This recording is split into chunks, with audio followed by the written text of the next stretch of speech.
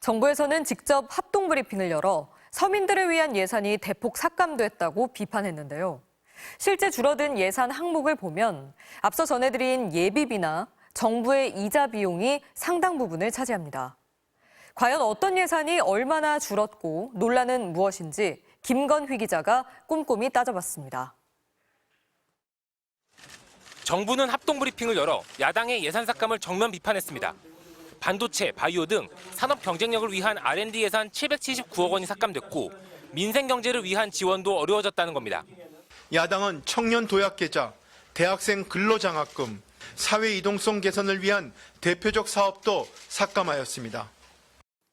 이번에 삭감된 예산은 모두 4조 1천억 원 가량입니다. 그런데 사실 깎인 예산 중에 가장 많은 70% 정도는 예비비와 이자 비용에 쏠려 있습니다.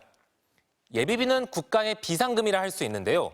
애초 4조 8천억 원으로 편성한 걸 2조 4천억 원, 절반으로 깎았습니다. 코로나 이후 사용된 예비비가 한 해 1조 5천억 원을 넘긴 적이 없었기 때문입니다. 또 정부가 예측에 실패해서 세수 펑크를 기록한 금액이 지난해 56조에 달했는데요. 이를 메우려고 여기저기 기금을 끌어쓴 대가로 이자 비용만 29조 원을 편성했다가 5천억 원을 감액당한 겁니다. 이에 대해 정부는 이자 비용 5천억 원을 삭감한 근거가 없으며 막대한 예비비도 여전히 필요하다고 주장하고 있습니다. 하지만 예산 전문가들은 지나치게 확대된 예비비를 정상화하고 꼭 필요한 민생 예산에 대해선 절충안을 마련하라고 지적합니다. 예비비는 행정부 입장에서는 많으면 많을수록 좋은 거고요. 입법부 입장에서는 당연히 예산 심의권을 위해서 적으면 적을수록 좋은 겁니다. 또 삭감됐다는 민생 예산 자체에 대해서도 논란이 일고 있습니다. 윤석열 정부의 대표적인 청년 금융사업인 청년 도약 계좌의 경우 269억 원이 깎였는데 지난 15개월 동안 집행된 자금은 40% 정도로 호응이 낮았습니다. 지난해 말 가입자 수가 300만 명이 넘을 것으로 예상했지만 이제 겨우 130만 명을 넘겼을 뿐입니다.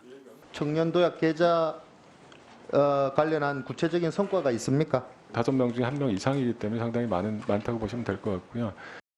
또 우울과 불안 증상을 호소하는 국민에게 심리 상담을 제공하는 전국민 마음투자 지원 사업의 경우 내년 508억 원의 예산을 책정했다가 74억 원이 줄었습니다.